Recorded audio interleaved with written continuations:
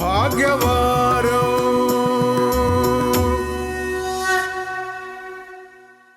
മിഥുന രാശിക്കാരുടെ July മാസത്തെ ഫലങ്ങൾ എന്തൊക്കെയാണെന്ന് നമുക്ക് ശർമാജിയോട് ചോദിച്ച് മനസ്സിലാക്കാം. മിഥുന രാശി എന്ന് പറയുമ്പോൾ മകയിരം ഒടുവിലത്തെ 30 നാഴിക, തിരുവാതിര, പുണർതം നക്ഷത്രത്തിൻ്റെ ആദ്യത്തെ 45 നാഴിക, പുണർതം മുക്കാൽ.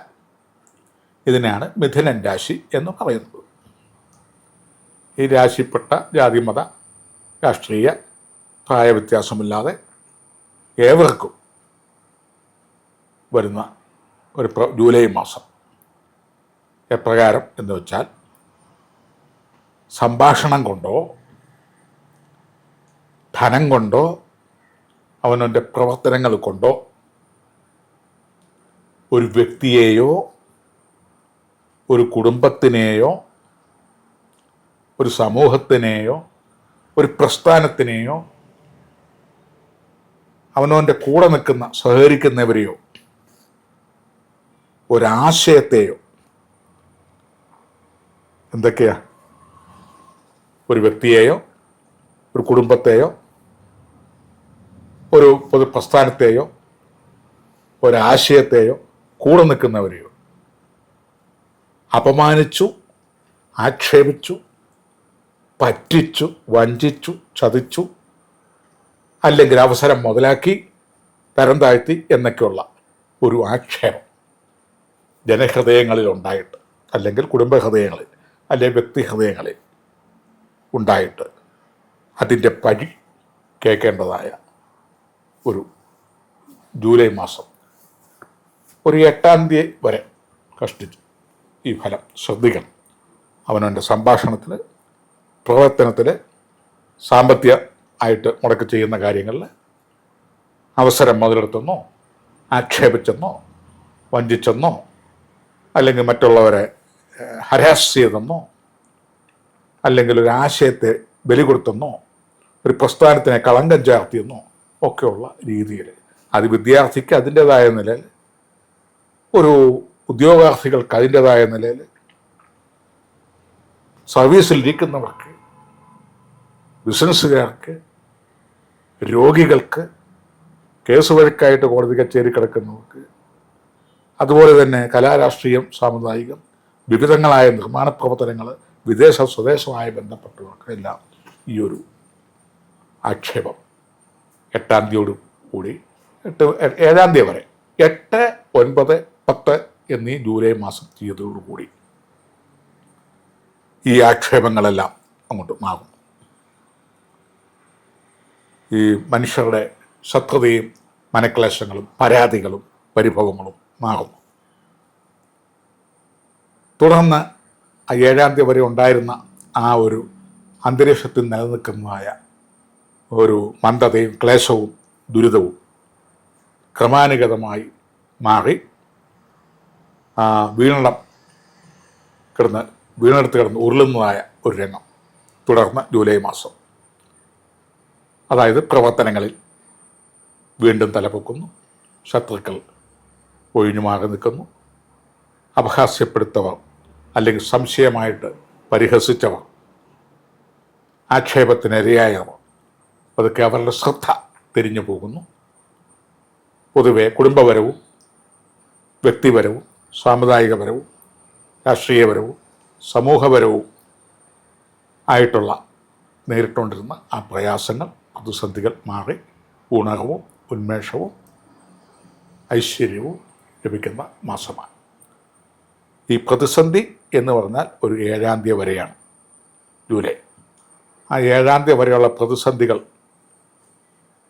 പണം മുടക്കി പണം വെള്ളത്തിലാകുകയോ, കഠിനമായ വാക്കുകൾ പ്രയോഗിച്ച് അത് വളരെ പേർക്ക് ദുസ്സഹമാകുകയോ, അല്ലെങ്കിൽ പ്രവർത്തനങ്ങൾ കൊണ്ട് എന്തെങ്കിലും തരത്തിൽ വലിയ അബദ്ധങ്ങൾ കാട്ടിയെന്നുള്ള രീതിയിൽ വരാതിരിക്കാനോ ഒക്കെ അവനവൻ്റെ ഡേറ്റ് ഓഫ് ബർത്ത് വെച്ച് ഗ്രഹനില നോക്കി ചൊവ്വ, ശനി എന്നീ ഗ്രഹങ്ങളെ പ്രത്യേകം അതിൻ്റെ ഗുണദോഷ നൽപ്പുതിൽപ്പുകൾ മനസ്സിലാക്കി, ദോഷങ്ങളുണ്ടെങ്കിൽ അതിൻ്റെതായ കാഠിന്യങ്ങൾ മാറാനായി അതിൻ്റെ വേണ്ട പ്രതിവിധികൾ ചെയ്തു കഴിഞ്ഞാൽ ഈ മേഖലയിൽ ഈ രാശിപ്പെട്ടവർക്ക് ഈ ദിവസങ്ങളിൽ ഉണ്ടായേക്കാവുന്ന പലതരത്തിലുള്ള സമൂഹത്തിൽ നിന്നും സ്വന്തക്കാരിൽ നിന്നും വന്നേക്കാവുന്ന വിഷമങ്ങൾ മാറി ഗുണാനുഭവങ്ങൾ ഉണ്ടാവും.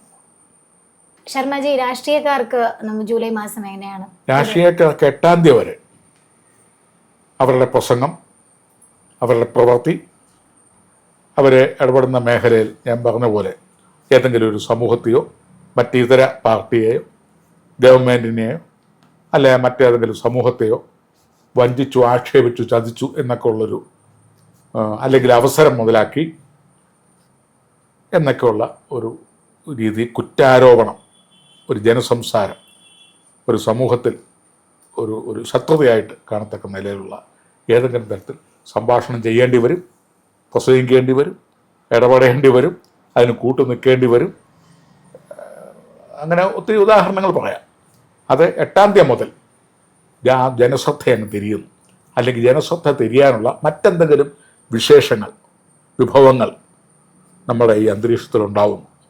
ഇപ്പോൾ മഴക്കാലമല്ലേ, വല്ല പ്രകൃതിക്ഷോഭങ്ങളോ മറ്റേതെങ്കിലും ബിൽഡിങ്ങുകളോ അവിടെ പോവുമോ, അങ്ങോട്ട് ശ്രദ്ധ തിരിഞ്ഞു കഴിയുമ്പോഴത്തേനും ഈ മകരം, തിരുവാതിര, പുണർന്ന നക്ഷത്രക്കാരെ അങ്ങ് ഒഴിവാക്കുന്നു.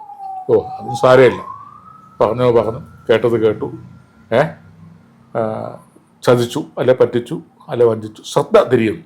അതോടൊപ്പം വീണെടുത്ത് കിടന്ന് ഉരുളുന്നു ഈ പറഞ്ഞവർ.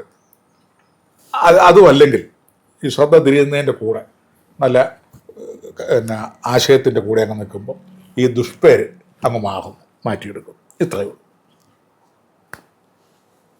ഒരു വാക്കുമതി ചിലപ്പോൾ അധികാരം ഒഴിയാൻ, ഒരു വാക്കുമതി ജോലി സ്ഥലത്തു നിന്ന് പിരിച്ചുവിടാൻ, ഒരു വാക്കുമതി സ്നേഹിച്ചിരിക്കുന്ന കമിതാക്കൾ തെറ്റാൻ, ഒരു വാക്കുമതി ദമ്പതികൾ തങ്ങളിൽ സംശയരോഗങ്ങളുണ്ടാവാൻ, ഒറ്റ വാക്കുമതി ഒരു നല്ല മനുഷ്യനുമായിട്ട് അല്ലെ ഇടയാനായിട്ട്. ഒരു നിമിഷം മതി. ആ നിമിഷമാണ് 8-ാം തീയതി വരെ. ആ 8-ാം തീയതി വരെയുള്ള നിമിഷങ്ങൾ ലഘൂകരിക്കാൻ ആണ് ഗ്രഹനില നോക്കി ചെയ്യാവുന്നത് ചെയ്യുക. സംഭാഷണങ്ങളും വാക്കും പ്രവൃത്തികളും എല്ലാം അവന് സൂക്ഷിക്കുക. കർക്കിടക രാശിക്കാരുടെ ജൂലൈ മാസത്തെ ഫലങ്ങൾ എന്തൊക്കെയാണെന്ന് നമുക്ക് ചോദിച്ചറിയാം. കർക്കിടക രാശി എന്ന് പറയുമ്പോൾ പുണർതം, ഒടുവിൽ 15 നാഴിക, പൂയം, ആയില്ല നക്ഷത്രം. ഈ രാശിക്കാർക്ക് പൊതുവെ പുത്തൻ നവീനങ്ങളായ അന്തരീക്ഷങ്ങളായിരിക്കും ജൂലൈ മാസം. പുത്തൻ എന്ന് പറയുമ്പോൾ ജോലിയിൽ പുതിയ ജോലി കിട്ടാനോ അല്ലെങ്കിൽ ഉള്ള ജോലിയിൽ നിന്ന് മാറി വേറൊരു ജോലിയിലേക്ക് പ്രവേശിക്കുവാനോ, പുത്തൻ പ്രവർത്തന ശൈലി ഉണ്ടാകാനോ, ബിസിനസ്സുകാർക്ക് പുത്തൻ ബിസിനസ്സുകളിലേക്ക് കിടക്കാനോ, ഏതായാലും പുതിയ തൊഴിൽ മേഖല, പുതിയ സാമ്പത്തിക ഉറവിടം, പുതിയ സാമൂഹ്യ ബന്ധങ്ങൾ, കുടുംബപരമായും ദാമ്പത്യപരമായും സാമ്പത്തികപരമായും ഇടപെടുന്ന മേഖലകൾ, ഇറങ്ങിത്തിരിക്കുന്ന മേഖലകൾ, വ്യാപരിക്കുന്ന മേഖലകൾ എല്ലാത്തിലും ഒരു പുതുമ ഉണ്ടാകുവാനും അവ 11, 12, 13 എന്നീ ജൂലൈ മാസം 11, 12, 13 എന്നീ തീയതികളിൽ അവയുടെ സന്തോഷങ്ങൾ നുകരുവാനും സ്ഥാനമാനങ്ങൾ സ്വീകരിക്കുവാനും വിശേഷ വസ്ത്ര ആഭരണ കനകവേഷഭൂഷണാദികൾ, വാസനാദി ദ്രവ്യങ്ങളൊക്കെ ലഭിക്കുവാനും ചെറിയ സമ്മാനങ്ങളൊക്കെ ലഭിക്കുവാനും ഒക്കെയുള്ള സാധ്യതകൾ ഇടപെടുന്നതാണ് ഈ ജൂലൈ മാസം. അത് പ്രത്യേകിച്ച് കൂടുതൽ നല്ല ദിവസങ്ങൾ ജൂലൈ 11, ജൂലൈ 12, ജൂലൈ 13 തീയതികളിൽ സാമ്പത്തിക ലബ്ധി, പുതിയ തൊഴിൽ മേഖല, പുതിയ വിശിഷ്ട അതിഥികളുമായിട്ടുള്ള ചങ്ങാത്തം, സൗഹൃദം, അതുപോലെ കമിതാക്കളോ ദമ്പതികളിൽ പിണങ്ങിപ്പിരിഞ്ഞോ ആശയപരമായിട്ടോ ഏതെങ്കിലും വിഷമഘട്ടത്തിൽ കേസിലോ വഴക്കിലോ ഒക്കെ ചെറിയ തോതിലൊക്കെ നിൽക്കുന്നവർക്ക്, വലിയ തോതിലുള്ള നിൽക്കുന്നവർക്ക് കൂടിക്കണ്ടാലും ഒരു ഒത്തൊരുമ വരാൻ സാധ്യതയില്ല. എന്നാലും ചെറിയ തോതിലുള്ള ദാമ്പത്യ പ്രശ്നങ്ങളിൽ നിൽക്കുന്നവരും പിണങ്ങി നിൽക്കുന്ന കമിതാക്കൾക്കും ബന്ധുജനങ്ങൾക്കും സന്താനങ്ങളും ഒക്കെ ആയിട്ട് ഈ 11, 12 തീയതികളിൽ ഒരു ആശംസ അല്ലെങ്കിൽ ഒരു അനുകൂല സന്ദർഭം അല്ലെങ്കിൽ ഒരു നല്ലൊരു കൂടിച്ചേരൽ അല്ലെങ്കിൽ ഒരു ആത്മസംതൃപ്തിയോട് കൂടിയിട്ടുള്ള സംഭാഷണങ്ങൾ എന്നിവയൊക്കെ ഉണ്ടാകുവാനും ഒത്തുചേരാനും ഒക്കെ ഉള്ള സാധ്യതയുണ്ട്. പുതിയ ജോലി, പുതിയ വരുമാനം, പുതിയ സൗഹൃദം, പുതിയ മേച്ചസ്ഥലങ്ങൾ, ഉള്ള തൊഴിലിനെ മോഡിഫൈ ചെയ്യുക, വിശേഷ വസ്ത്ര കനകവേഷഭൂഷണാദികൾ, സ്ത്രീകൾക്കാണെങ്കിൽ മാലയും വളയൊക്കെ എടുക്കാനുള്ള യോഗങ്ങൾ, സുഗന്ധദ്രവ്യങ്ങൾ, ആടയാഭരണങ്ങൾ, കനകവേഷഭൂഷണാദികൾ, അതുപോലെ തന്നെ നൃത്തഗീത വാദ്യങ്ങൾ. ഇപ്പോൾ ഒരു കല്യാണത്തിനൊക്കെ കല്യാണ സമയമൊക്കെ വരുന്നു, കല്യാണത്തോടു കൂടി ഇപ്പം നൃത്തം, പാട്ട് ഒക്കെ ഉണ്ട്. അവയിലൊക്കെ സംബന്ധിക്കാനും അതിൻ്റെ കൂടെ ഡാൻസ് ചെയ്യാനും ഒക്കെയുള്ള യോഗങ്ങൾ, പുതിയ കലാകായിക രംഗങ്ങളിൽ നിൽക്കുന്നവർക്ക് പുതിയ അവസരങ്ങൾ കിട്ടാനുള്ള യോഗങ്ങൾ, അത് പ്രത്യേകിച്ച് 11, 12, 13 തീയതികളിൽ ഭൂഷിക്കാം ദേഹധനാദികൾ. അല്പം സാമ്പത്തികം, പേര്, പ്രസിദ്ധി, സൗഹൃദം, സന്തോഷം, വിശേഷ ആഹാരങ്ങൾ. എന്ന് വെച്ചാൽ ആ മനുഷ്യൻ 3 നേരം ആഹാരമൊക്കെ കഴിക്കുന്നുണ്ട്, അല്ല 4 നേരം കഴിക്കുന്നുണ്ട്. വിശേഷമായിട്ട് നല്ല കൂടിയ ആളുകളുമൊക്കെ ആയിട്ട്, സന്തോഷമുള്ള ആളുകളൊക്കെ ആയിട്ട് ഒരു വിരുന്നുണ്ടെന്ന പോലെ ഇരുന്ന് സമ്മേളിക്കാനും കൂടിയ ബിരിയാണിയൊക്കെ കഴിക്കാനും സദ്യ കഴിക്കാനും ഒക്കെ ഉള്ള യോഗങ്ങളൊക്കെ ഉള്ള ദിവസങ്ങളാണ്. പ്രത്യേകിച്ച് ആ ദിവസങ്ങളിൽ നല്ല നല്ല കാര്യങ്ങൾ ചർച്ച ചെയ്യും, നല്ല നല്ല വിഭാവനങ്ങൾ ചെയ്യും, നല്ല നല്ല ഭാവനകൾ ഉണ്ടാവും, നല്ല നല്ല വാർത്തകൾ വിദേശത്തു നിന്നും സ്വദേശത്തു നിന്നും കിട്ടും. പിണങ്ങി നിൽക്കുന്നവർ ഇണങ്ങുവാനും ഒരു ആശ്വാസ വചനങ്ങളും ഒക്കെ കിട്ടാനും പുതിയ പുതിയ ചങ്ങാത്തങ്ങളും സൗഹൃദങ്ങളും പ്രണയങ്ങളും ഒക്കെ തുടങ്ങി വെക്കാനും ഒക്കെയുള്ള ദിവസങ്ങളാണ്. പൊതുവേ ഈ വ്യാഴഗ്രഹം ലഗ്നത്തിൽ നിൽക്കുന്നത് കൊണ്ട് അവനവൻ്റെ ഗ്രഹനില ഒന്ന് നോക്കി വ്യാഴഗ്രഹവും ശനിഗ്രഹവും രാഹുകേതുക്കളും ദോഷസ്ഥാനത്താണോ എന്ന് നോക്കുക. കാരണം ഒരു വിജയത്തിലേക്ക് എത്തേണ്ട രാശിയാണ് ഈ കർക്കിടക രാശിക്കാർ.